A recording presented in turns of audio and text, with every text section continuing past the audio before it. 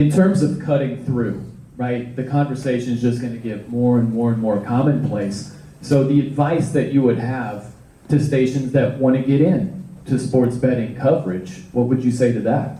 I would say know what your audience is and what you're trying to accomplish. Are you trying to engage the more experienced bettor? I don't want to speak for Patrick, but a lot of the data and information speak to existing bettors.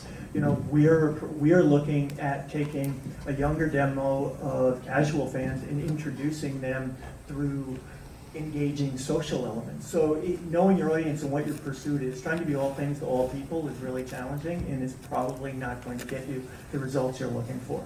Yeah, I think that's a good take. I think the audience is really important here. I think that there are a lot of users and there are a lot of consumers of sports that don't know what a plus 150 and over and under, a parlay, a teaser, they're just, the vernacular of sports betting can be intimidating. So I think to be able to educate, to be able to speak to an audience that both doesn't talk down to that user but also elevates and educates is a big challenge, because there are a lot of people who don't want to admit to having a fundamental lack of understanding around how to bet on sports. They might not really understand it. So education and really bringing that to bear, I think, is just as important as entertainment, I think, for this net new audience that is coming into sports betting. There is, I think, sometimes this desire to sort of, oh, cool, sports betting is this other opportunity and we can commercialize or whatever you like.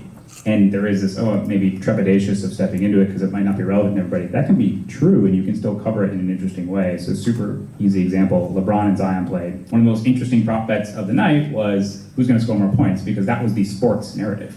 You can talk about sports narratives and then using essentially betting as what's the public thinking to just weave into your coverage in a more interesting way and just add this other kind of nuance to it. And then it provokes, right? Call in, user-generated commentary, social media conversation where, again, you can do it in this way. It's not just, the line's at X. Like, there's really meaningful opportunities, I think, to editorialize the sports betting narrative with the actual sports narrative that, even if you're not a bettor, is still interesting content.